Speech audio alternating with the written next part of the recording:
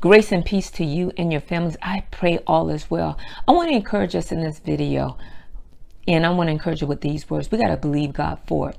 In spite of what it looks like, in spite of how it is, in spite of what's going on, you got to believe God for it. Because unless we believe God for it, it ain't going to happen. Because we do understand faith is the substance of things hoped for. There is no evidence of it. In the currency of heaven, you're going to have faith. That's the currency of heaven. It's this thing called faith. So I want to read something in your hearing. I want to look at Mark chapter 9. And I'm going to read Mark chapter 9. And I'm just going to read this verse 23. And the rest of it, I'll just begin to elaborate on.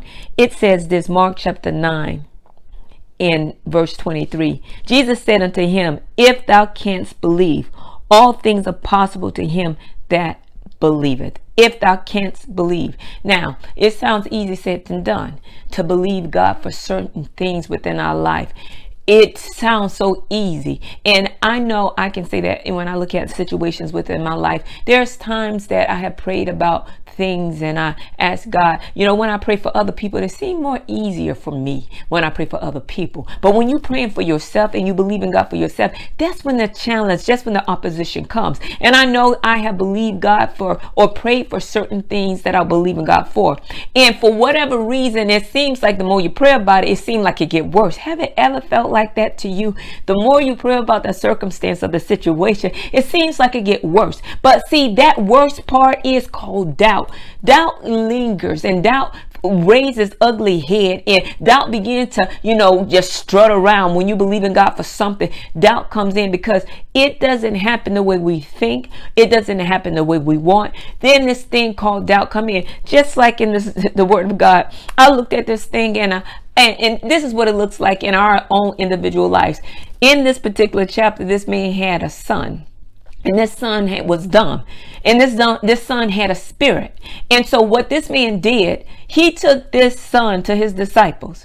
Now, people can jack you up. That's why I'm telling you, you're going to have your own prayer life. I understand your mama got a prayer life. Your grandmama got a prayer life. Your daddy may have a prayer life. And your pastor knows how to pray. But honey, if you don't have a prayer life for yourself, listen, you're going to miss out on a whole lot of stuff. Because there's sometimes you depending on somebody else to get a prayer through. And it ain't that they ain't praying for you. But there's nothing like knowing him for yourself. Being able to go through the power of prayer and make your request made known unto God. Because so many times we depend and we rely on other people to do it.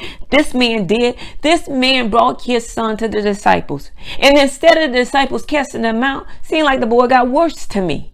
And so much so that this man's like, hey, here's my hope. These disciples who walk with Jesus, that got a relationship with Jesus, that know how to pray, and God has given them power to be able to cast out demons. But then this man brought his son to these men. You better be careful who you're taking your prayer to. You better be careful who you asking to stand in the midst or in the gap for you. Ain't nothing like those that stand in the gap. They can pray with you, but they can't be the only voice that you're dependent on. You better begin to make your request be made known unto God.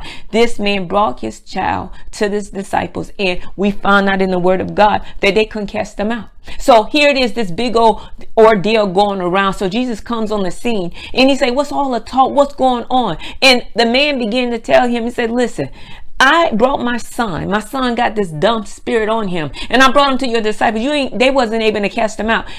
Right then and there, Jesus already told them, verse 19. He said, y'all faithless generation, how long I'm going to continue to be with y'all? And he ain't talking about the people per se. I'm talking about my disciples. I'm talking about those that's supposed to have a prayer life. I'm talking about those that's supposed to be seeking my face. I'm talking about those of us that's supposed to know that when we go before God, we can begin to cast our cares upon him. Why? Because he cared for us. And when we cast our cares upon him, we already got to know that we know that we know. I don't care what it looks like. I don't care how it feels. God, you're able to do it. But he asked this question to the man. When the man brought him to him, he asked, how long he been like this? That man said, this child been like this ever since he was a child, a kid. He's been having this dumb spirit. And then the man asked Jesus, he said, hey, do something if you can. Jesus said, hold up. There's the problem right there. If I can, what? Sometimes we have that same approach. When we go to Jesus, if you can, that's doubt. Anytime doubt sets in, I don't care about your finances. I don't care about that sickness. I don't care how long your kid been wayward. When we go before God, we got to begin to kill the sound. Make sure doubt is silent. This man say, if you can. We go with God the same way. We go with God and we know that he can do all things, but nevertheless, we go with that if you can, because we have let doubt sit in. Now, sometimes doubt is it's contagious from somebody else. Yeah, it is, because somebody else didn't believe God for what they needed. And sometimes we're around that, because when he took them to the disciples and they couldn't cast them out, this man right now said, if they can't do it, oh my God, I know I can't believe him for. How many of us looking at what somebody else is doing? How many of us looking at somebody else's prayer life? How many of us looking at somebody's circumstance and situation, and we allow what they went through or what they gone through begin to get on us? Contagious. Yeah, contagious. And it caused us to doubt. But God, Jesus asked the man one question. He said, can you believe? He said, if you can believe. I want to talk about believing God for it, even when it doesn't seem believable.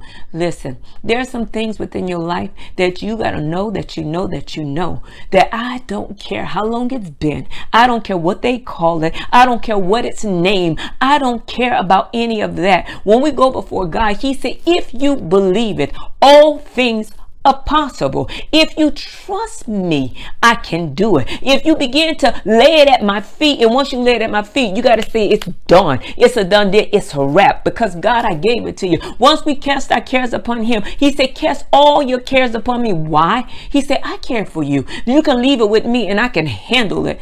But we got to trust him, and we got to have a belief system. We got to believe him when it doesn't it doesn't seem believable. This man said one thing, and this is my thing to us, to encourage us. He said, I believe, but I need you to help my unbelief. Now, wait a minute. Hold up. How can you say you believe, but yet you say, help my unbelief? I'm like that sometimes, and I pray that you're not, but I'm sure that you are. There are some things within our life that I know that God can do, and I believe him. But then I have doubt about it. And I don't have that faith that can move that thing. Faith in God is saying, I don't care how big it is. I don't care how long it is. I don't care how long it's been here. I know you can do it. It's having that thing that once you give it to God, you know it's finished. It's a wrap. You know that he's going to take care of it. That man says, listen, I have faith, but I don't have enough faith. There are some things within your life and my life, we don't have enough faith to move it. Unless we begin to put that faith, unless we begin to believe God, forever believe him for. If your son, your kid is wayward, I don't care how many times people have put their mouth on them and said they ain't gonna ever be nothing. I don't care how many times they said that they're gonna get worse. If you believe God that caused that child to be saved, delivered, or set free, then you gotta believe God for it. It doesn't matter. And this is when the part come, even when the talk comes back to say they ain't gonna ever get better, they ain't gonna get delivered, ain't nothing but worse gonna happen to this kid. This is when you're gonna have to say to God, Lord, help my unbelief. I need more faith. And God is able, whatever we lack, he said, whatever you lack, you can begin to ask. Some of us need more faith to help us with that circumstance, that situation. Your money may be funny. You may need more faith. You just gotta begin to say to God, listen, I believe you, but help my unbelief. I'm weakened in that area, God. I've been dealing with this finance issue for some years, and it seemed like I take one step forward, but I take two steps back. Help my unbelief. Sometimes we just gonna have to call it the way it is. Some of us gonna need some help in the belief area, and ain't nothing like asking God, I got enough faith, but I don't have enough faith to move that. Oh yeah, there's some things in our life we believe God for, and bam, it was over, it was done. But there's other things right now that seem so big. There's other things within our life that we've been dealing with for some years. There's some other things within our life, and it seems like I don't know how we're going to get over it, around it, under it, but we got to ask God, help me in my unbelief. I got enough faith to remove this thing right here. Because he said only thing we need is a grain of mustard seed faith. But the truth of the matter is we don't even have that grain. We got enough to remove a headache, But we don't have enough to begin to believe God for cancer.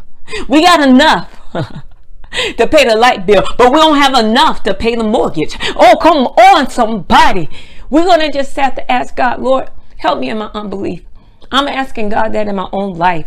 There are some situations that I'm dealing with. There's some things that I'm going through. There's some things that faith is shaking a little bit. And so I have to ask God, Lord, I got enough, but I don't have enough to move that.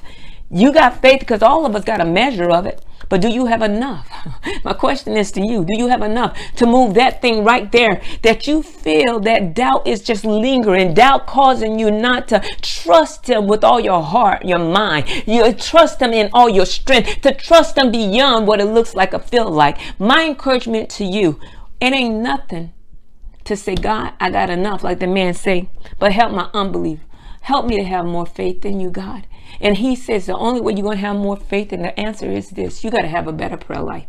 Better means that prayer is that thing that brings us into relationship and fellowship. Prayer is that communication that we have with our God. He told the disciples, they wondered why they couldn't cast them out. He said, this kind come by only prayer and fasting. We got to have a prayer life, y'all. We can't just rely on somebody else to get a prayer through. We're going to have our own relationship, our own fellowship, our own intimacy with our God, ourselves. If you want to begin to trust God the more, begin to pray more. Open the word of God. Let what he says begin to get in, not just your eye gate, in your ear gate. Let it get in your spirit. And that's the thing that's going to cause you to say, you know what, God, I trust you.